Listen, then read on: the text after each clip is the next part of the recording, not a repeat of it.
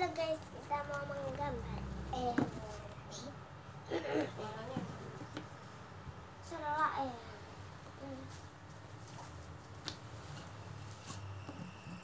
Kita mau menggambar gajah. Warnain. Tidak apa-apa lah. Sekalian ibu baca buku cerita Wilbur. Charlotte Swap, laba-laba dan jaring kesayangannya. Ini udah bab terakhir, bab berapa ini? 22. Sudah yang terakhir banget. Yang terakhir bab berapa? 22. Judulnya Angin Hangat. Aku udah tahu. Mulai ya. Ini bukunya nih. Ding. Bahasa Inggrisnya Charlotte Swap. Bahasa Indonesia yang udah diterjemahkan Laba-laba dan jaring kesayangannya. Oke, mulai. Begitulah Wilbur pulang ke tumpukan kotoran kesayangannya di lumbung. Wilbur itu seekor babi. Iya. Jadi buku ini ceritanya adalah tentang persahabatan hewan-hewan di dalam peternakan. Peternakannya itu selanjutnya disebut dengan lumbung. Babinya ini namanya Wilbur dan dia punya sahabat seekor laba-laba bernama Charlotte. Wah, ini kita udah sampai bab terakhir ya. Besok kita baca lagi ya dari awal. Begitulah Wilbur pulang ke tumpukan kotoran kesayangannya di lumbung. Kepulangannya itu janggal. Di lehernya ia memakai medali kehormatan.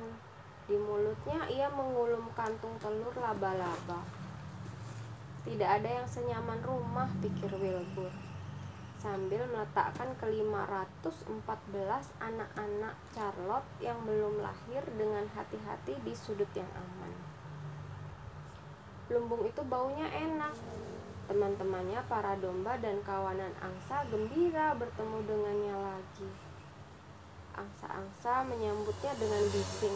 Selamat, selamat, selamat, selamat, selamat. Bagus sekali, bagus sekali, bagus sekali, kata si angsa.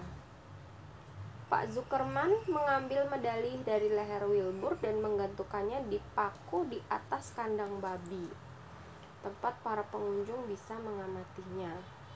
Wilbur sendiri bisa melihatnya kapanpun ia mau. Selama berhari-hari berikutnya, ia merasa bahagia. Ia tumbuh menjadi besar. Dia tidak lagi khawatir akan disembelih karena dia tahu bahwa Pak Zuckerman akan memeliharanya selama ia hidup. Wilbur sering terkenang akan Charlotte, si laba-laba. Beberapa lembar bekas jaringnya masih menggantung di ambang pintu. Setiap hari Wilbur berdiri dan memandang jaring laba-laba yang robek dan kosong itu. Dan ada yang mengganjal di kerongkongannya. Tak ada yang pernah punya sahabat seperti itu. Begitu penuh kasih sayang, begitu setia, dan begitu terampil. Hari-hari musim gugur semakin singkat. Lutfi memindahkan berbagai jenis labu dari kebun dan menumpukkannya di lantai lumbung agar tidak rusak oleh cuaca yang sangat dingin. Pohon maple dan birch berubah warna menjadi cerah dan angin menggoyangkan pepohonan itu dan mereka menjatuhkan daun-daunnya satu persatu ke tanah. Di bawah pohon apel liar di padang, apel-apel merah kecil berserakan di tanah. Domba-domba melahap apel tersebut. Kawanan angsa memakannya. Rubah datang di malam hari untuk mengendusnya. Suatu petang, tepat sebelum Natal, salju mulai turun. Salju menyelimuti rumah, lumbung, padang-padang, dan hutan. Wilbur belum pernah melihat salju. Saat pagi tiba, ia keluar dan menyeruduk salju yang menumpuk di perkarangannya, hanya untuk bersenang-senang. Feren dan Avery datang sambil membawa kereta luncur. Mereka meluncur di sepanjang jalur dan ke atas kolam beku di padang rumput. Meluncur itu sangat menyenangkan, kata Avery. Yang lebih menyenangkan lagi, saat Kinceria berhenti dan aku serta Henry duduk di kursi paling atas. Dan Henry membuat kursinya berputar sehingga kami bisa melihat semuanya yang ada hingga berkilo-kilometer jauhnya, kata Feren. Ya ampun, kau masih memikirkan Kinceria tua itu? Pekan raya kan sudah berminggu-minggu yang lalu, kata Avery dengan jijik. Aku selalu mengingatnya, kata Feren sambil menyingkirkan salju dari telinganya. Setelah Natal, termometer turun sampai 10 derajat di bawah nol. Dingin menyelimuti dunia. Padang rumput suram dan beku.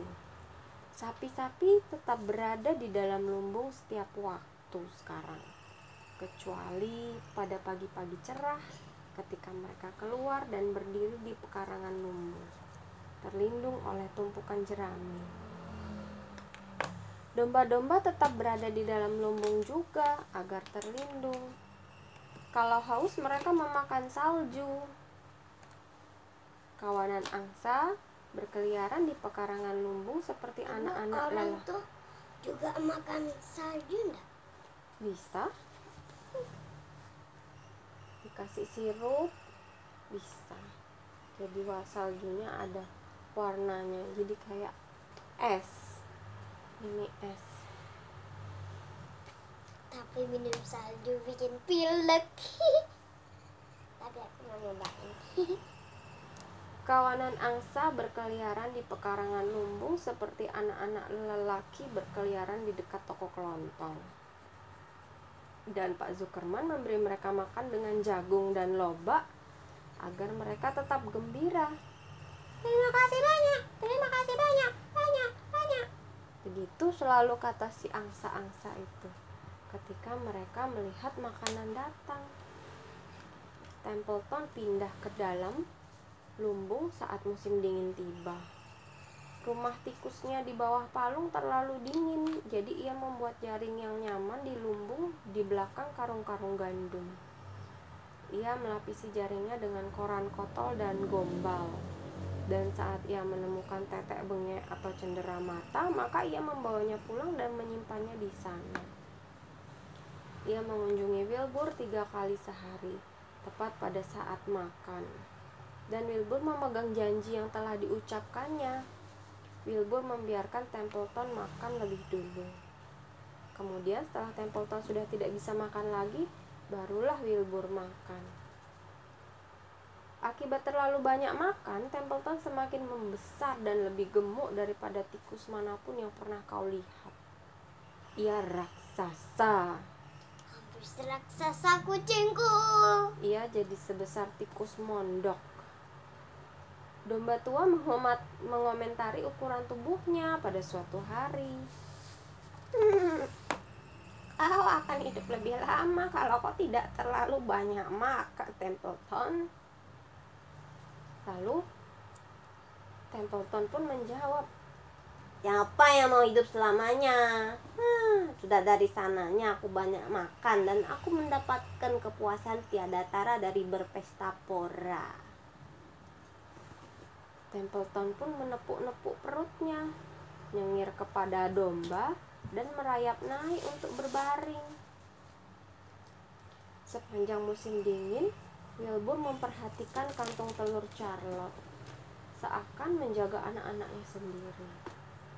Ia menggali tempat khusus di dalam kotoran untuk kantung itu, di samping papan pagar.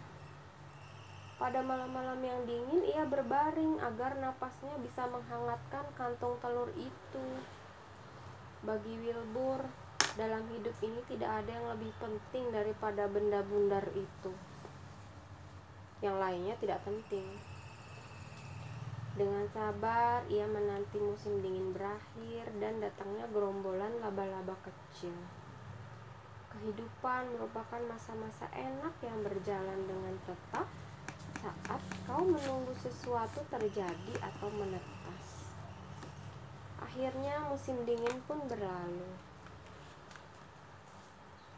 Si domba tua berkata suatu petang, "Aku mendengar kata hari ini. Dengar, kau bisa mendengar mereka sekarang." Wilbur berdiri dengan tenang dan menajamkan telinganya. Dari arah kolam berupa paduan suara serempak terdengarlah suara ratusan kata kecil. Wabek, wabek, wabek, wabek, wabek, wabek, wabek.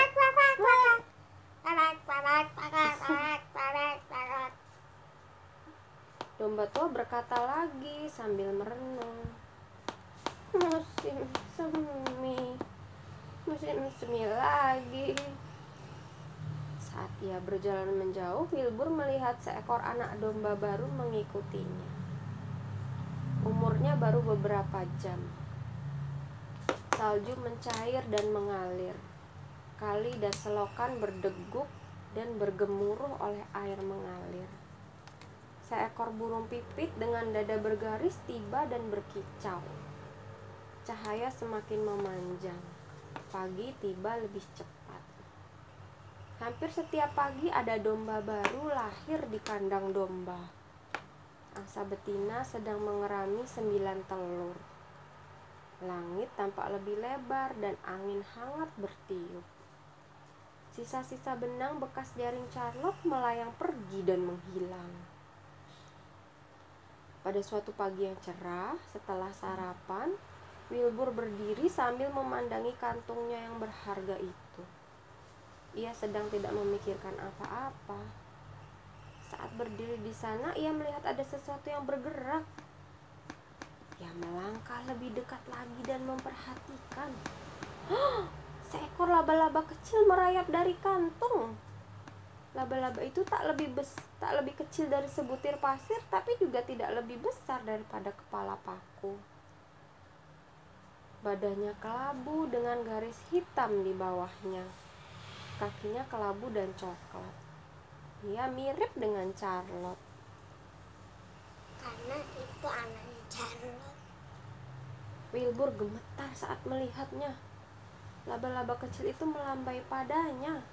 Lalu Wilbur mengamati lebih dekat lagi. Ada 2 laba-laba kecil lagi merayap keluar dan melambai. Mereka memanjat mengelilingi kantung, memeriksa dunia baru. Lalu ada 3 lagi laba-laba kecil, lalu 8, lalu 10. Akhirnya sampai selesai 100. Akhirnya anak-anak Charlotte menetas juga. Jantung Wilbur berdegup kencang. Ia mulai memekik. Lalu ia lari berputar-putar menendangi kotoran ke udara. Lalu ia bersalto ke belakang, menancapkan kaki depannya dan berhenti di depan anak-anak Charlotte. "Hai semua," kata Wilbur. Laba-laba pertama mengucapkan salam, tapi suaranya sangat lirih sehingga Wilbur tak bisa mendengarnya. "Aku teman lama ibu kalian. Namaku Wilbur. Aku senang melihat kalian. Apa kalian baik-baik saja? Apakah semuanya baik-baik saja?" Gerombolan laba-laba kecil itu melambaikan kaki depan mereka kepadanya. Dari cara mereka bersikap, Wilbur tahu mereka senang melihatnya. Apa ada yang bisa aku ambilkan untuk kalian? Apa ada yang kalian butuhkan?" Anak-anak laba-laba itu hanya melambai-lambai. Selama berhari-hari dan bermalam-malam mereka merangkak ke sana kemari, naik dan turun, berkeliling kemana-mana, melambai kepada Wilbur, mengeluarkan benang-benang tipis di belakang mereka, dan menjelajah rumah mereka. Ada lusinan jumlahnya. Wilbur tidak bisa menghitung mereka, tapi ia tahu ia punya banyak teman baru. Mereka tumbuh dengan cepat. Tak lama kemudian mereka berukuran sebesar peluru senapan angin. Mereka membuat jaring-jaring kecil di dekat kantong. Kemudian datanglah pagi yang tenang ketika Pak Zuckerman membuka pintu sebelah utara. Embusan angin hangat bertiup lembut ke dalam lumbung. Udara itu berbau tanah lembab, hutan cemara, dan bau musim semi. Bayi-bayi laba-laba itu merasakan udara hangat yang bergerak ke atas. Lalu seekor laba-laba memanjat ke puncak pagar. Ia melakukan sesuatu yang membuat Wilbur terheran-heran. Laba-laba itu berdiri di atas kepalanya dan menunjukkan spinneretnya ke udara, mengeluarkan gumpalan sutra halus. Sutra itu membentuk balon. Sementara Wilbur memperhatikan, laba-laba tersebut melepaskan diri dari pagar dan terangkat ke udara. Selamat tinggal, Kata laba-laba tersebut sambil melayang melalui ambang pintu. Wilbur terkejut. "Hah? Tunggu dulu. Kau mau kemana?" jerit Wilbur. Namun laba-laba itu sudah lenyap dari pandangan. dia mau pergi kemana? Dia pergi menemukan rumahnya yang baru. Kemudian bayi laba-laba lain merangkak ke puncak pagar, berdiri terbalik, membuat balon dan melarung pergi.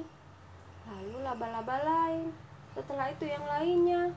Dengan segera udara dipenuhi balon-balon kecil. Tiap-tiap balon membawa laba-laba.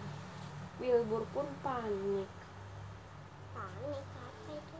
Panik itu khawatir banget. Gimana ini gitulah. Bayi-bayi Charlotte menghilang dengan kecepatan tinggi. "Oh, kembalilah anak-anak," jerit Wilbur. Selamat tinggal Wilbur. Selamat tinggal Wilbur, kata anak-anak Charlotte. Akhirnya seekor laba-laba kecil berhenti cukup lama untuk bicara dengan Wilbur sebelum membuat balon. "Wilbur, kami pergi dari sini bersama angin yang bergerak naik. Inilah saatnya untuk berangkat. Kami adalah laba-laba aeronaut dan kami akan pergi menjelajahi dunia untuk membuat jaring kami sendiri." Tapi kemana?" tanya Wilbur. "Kemana saja angin membawa kami. Tinggi, rendah, dekat, jauh, timur, barat, utara, selatan. Kami mengikuti embusan angin. Kami pergi sesuka hati." "Apa kalian semua pergi? Kalian tidak boleh pergi semua. Aku akan ditinggal sendirian tanpa teman. Ibumu tak akan membiarkan itu terjadi. Aku yakin itu,"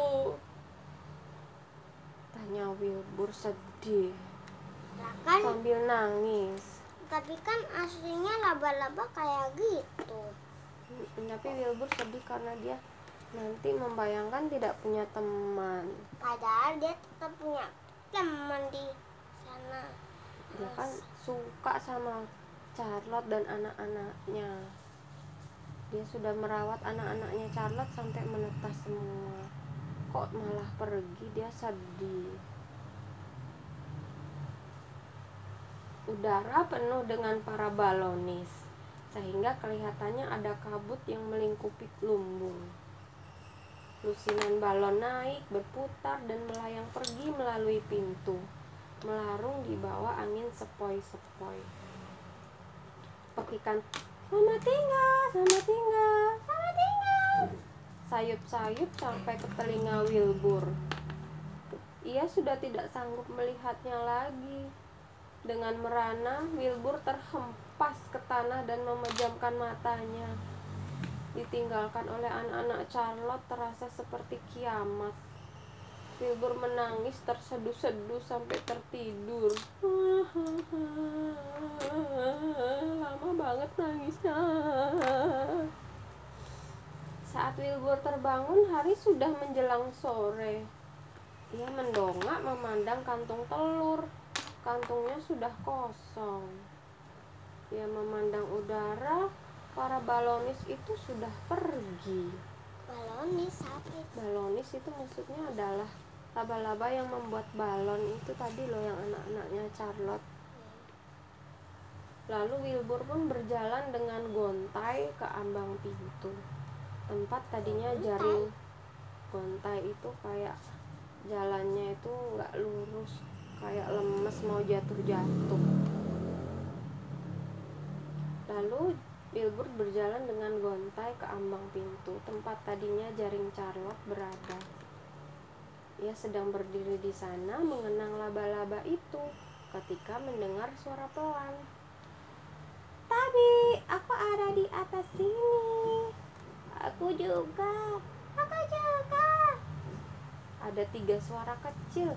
Kami bertiga tinggal di sini. Kami menyukai tempat ini dan kami menyukaimu. Ternyata ada 3 laba-laba kecil yang tidak pergi. Dia memutuskan untuk tinggal di dalam lumbung. Wilbur mendongak. Di puncak ambang pintu ada 3 jaring kecil sedang dibuat. Di setiap jaring ada salah satu anak Charlotte yang sedang bekerja dengan giat. Wah, bisakah aku menganggap ini berarti kalian sudah benar-benar memutuskan untuk tinggal di sini di lumbung dan aku akan punya 3 sahabat? Tanya Wilbur. Tentu saja bisa, Kata ketiga laba-laba itu. Oh, siapa nama kalian? Tanya Wilbur gemetar karena bahagia. Aku akan memberitahukan namaku kalau kau menceritakan kepadaku mengapa kau gemetar. Jawab laba-laba kecil yang pertama. Aku gemetar karena bahagia, kata Wilbur. Kalau begitu namaku Joy, kata laba-laba pertama. Lalu laba-laba kedua pun bertanya kepada Wilbur, apakah huruf nama tengah ibuku? Terus Wilbur menjawab, oke, kalau begitu namaku Aranea, kata laba-laba yang kedua. Lalu laba-laba ketiga juga bertanya, bagaimana denganku? Apa maukah kau memilih nama bagus dan wajar untukku? Nama yang tidak terlalu panjang, tidak terlalu indah, dan tidak terlalu norak. Wilbur pun berpikir keras. Nelly? Baiklah, aku suka sekali. Kau boleh memanggilku Nelly, kata laba-laba ketiga. Dengan terampil ia merangkatkan benang melingkar ke jari-jari berikut di jaringnya. Jantung Wilbur meluap oleh kebahagiaan. Ia merasa harus membuat pengumuman untuk peristiwa penting ini. Joy, Aranea, Nelly, selamat datang di lumbung. Kalian sudah memilih ambang pintu bersejarah untuk menggantungkan jaring-jaring kalian. Kurasa wajar jika kukatakan bahwa aku berbakti kepada ibu kalian. Aku berhutang nyawa kepadanya. Ia pintar, cantik, dan setia sampai akhir hayatnya. Aku akan selalu mengenangnya. Kepada kalian putri-putrinya aku persembahkan persahabatanku selama-lamanya. Aku persembahkan persahabatanku juga, kata si Joy. Aku juga, kata Aranea. Begitu juga aku, kata Nelly yang baru saja berhasil menangkap agas kecil. Agas? Agas itu nyamuk, kayak nyamuk gitu.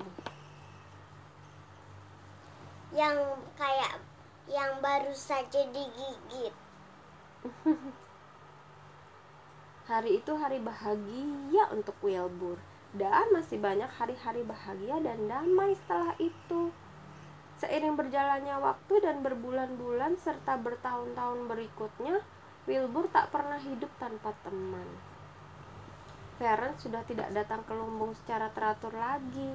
Gadis itu sudah besar dan berhati-hati agar terhindar dari perilaku kekanak-kanaan, seperti duduk di atas bangku pemerah susu di dekat kandang babi. Namun, anak, cucu, dan cicit Charlotte tahun demi tahun hidup di ambang pintu. Dan semakin lama Wilbur lebih tua. Setiap musim semi ada laba-laba kecil baru yang menetas. untuk menggantikan tempat laba-laba yang sudah tua. Sebagian besar dari mereka melarung pergi dengan balon mereka. Namun selalu ada 2 atau 3 di antara mereka yang tinggal dan membangun rumah di ambang pintu. Pak Zuckerman memelihara Wilbur dengan penuh kasih sayang sampai akhir hayatnya. Dan babi itu sering dikunjungi oleh teman-teman dan para pengagumnya, karena tak seorang pun yang melupakan tahun kejayaannya dan mukjizat jaring laba-laba itu. Kehidupan di lumbung sangat menyenangkan. Siang dan malam, musim dingin dan musim panas, musim semi dan musim gugur, hari-hari kelabu dan hari-hari cerah. Ini merupakan tempat tinggal yang terbaik, pikir Wilbur. Lumbung yang hangat dan nikmat dengan para angsa cerewet, perubahan musim, panasnya matahari, burung layang-layang yang melintas, tikus yang begitu dekat, domba-domba yang sangat mirip, cinta kasih dari para laba-laba, bau kotoran, dan keindahan semuanya. Wilbur tak pernah melupakan Charlotte. Walaupun ia sangat menyayangi anak-anak dan cucu-cucunya, tak satu pun dari laba-laba baru itu yang benar-benar menggantikan tempat Charlotte di hati Wilbur. Charlotte punya tempat bertahta sendiri. Tidak setiap hari kita kedatangan seseorang yang menjadi teman sekaligus penulis yang baik. Charlotte itu bisa dua-duanya. Selesai. Sudah selesai bukunya, sayang. Sudah selesai. Tadi bab terakhir. Besok kita bacain full ya. Seru banget loh ini ceritanya. Java suka banget ya. Terima kasih sudah mendengarkan. Sekarang kita mau lihat hasil gambarnya. Java sudah selesai belum? Belum. Oke, kita tunggu ya. Macam daun apa ini? Itu sulur Kita warnain ini. ya.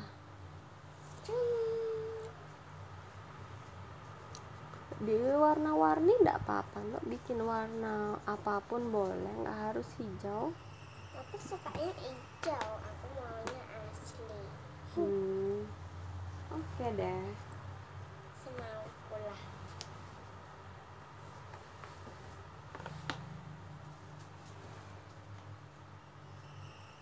Java, gimana tadi cerita yang Wilbur dan Charlotte itu? Charlotte itu ceritanya kemana sih? Charlotte mau cari rumah baru yang kecil. Charlotte apa anak-anaknya? Anak-anaknya. Charlotte-nya kemana? Charlotte-nya sudah mati. Sudah mati. Kenapa dia mati? Gimana nggak tahu. Karena sudah tua, capek. Dia setelah bertelur dia sudah capek dan akhirnya mati. Kok kenapa sih Wilbur bisa sayang banget sama Charlotte? Karena sahabatnya. Emangnya Charlotte udah ngapain aja sih sama Wilbur? Udah membantuin jadi nggak jadi disembelih. Oh iya, dia membantu Wilbur agar Supaya Wilbur tidak disembelih. supaya dia selamat ketika hari Natal, dia tidak disembelih oleh Pak Zuckerman. Gimana caranya supaya dia tidak disembelih? Charlotte-nya bikin tulisan babi hebat, dahsyat, cemerlang dan rendah hati. Dia bikin tulisan di jaring laba-laba tentang 4 kata tadi. Terus ketika Pak Zuckerman melihat itu, mereka gimana? Pak Zuckerman dan lain-lain Kaget. Kok laba-laba bisa kayak gitu ya? Terus mereka nggak tahu. Terus mereka menganggap itu sebagai mukjizat. Mukjizat.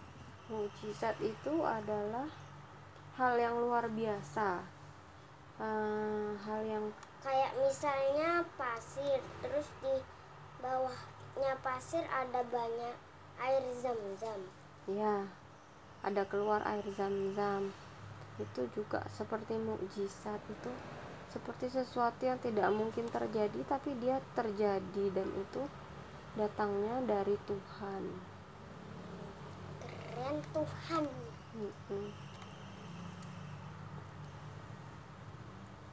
Lalu akhirnya Wilbur jadi terkenal ya. Charlotte-nya juga kan? Charlotte-nya tidak terkenal. Orang-orang tidak melihat Charlotte. Yang terkenal adalah Wilbur. Charlotte melakukan sesuatu yang sangat penting, tapi dia tidak terkenal dan dia ikhlas. Nggak apa-apa, aku nggak terkenal. Yang penting aku sudah membantu Wilbur agar Wilbur tidak jadi disembelih. Karena Wilbur sudah jadi terkenal, terus sudah dapat medali, akhirnya Pak Zuckerman jadi sayang banget ya sama Wilbur. Pak Zuckerman merawat Wilbur sampai akhir hayatnya. Dia menjadi seekor babi yang spesial untuk Pak Zuckerman. Sampai orang-orang masih selalu datang ke lumbung untuk melihat Wilbur dan medali kemenangannya, walaupun Charlotte ketika itu sudah meninggal, sudah mati.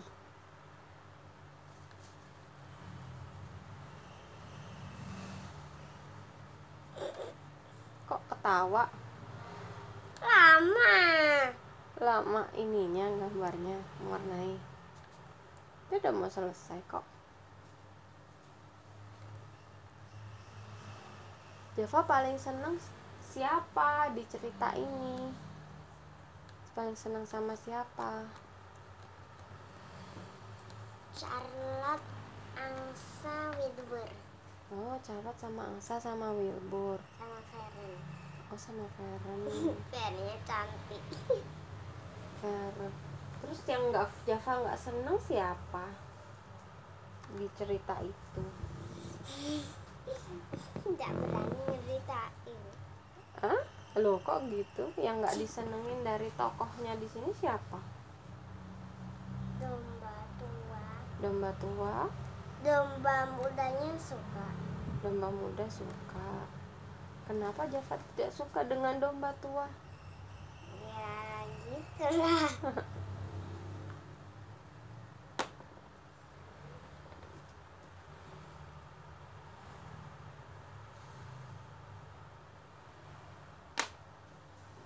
Kalau yang tikus tadi namanya siapa ya? Templeton. Kalau Templeton tuh kayak gimana sih? Ya, Templeton itu tikus. Terus dia menyenangkan ya? Ya, enggak terlalu. Nggak terlalu.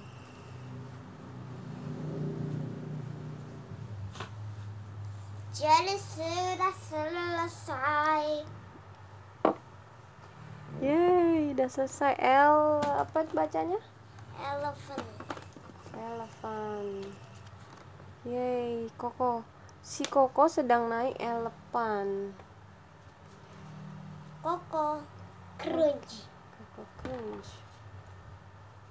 Oke, makasih ya teman-teman. Makasih teman-teman. Makasih teman-teman sudah lihat videoku. Sampai jumpa besok lagi. Sampai jumpa besok lagi.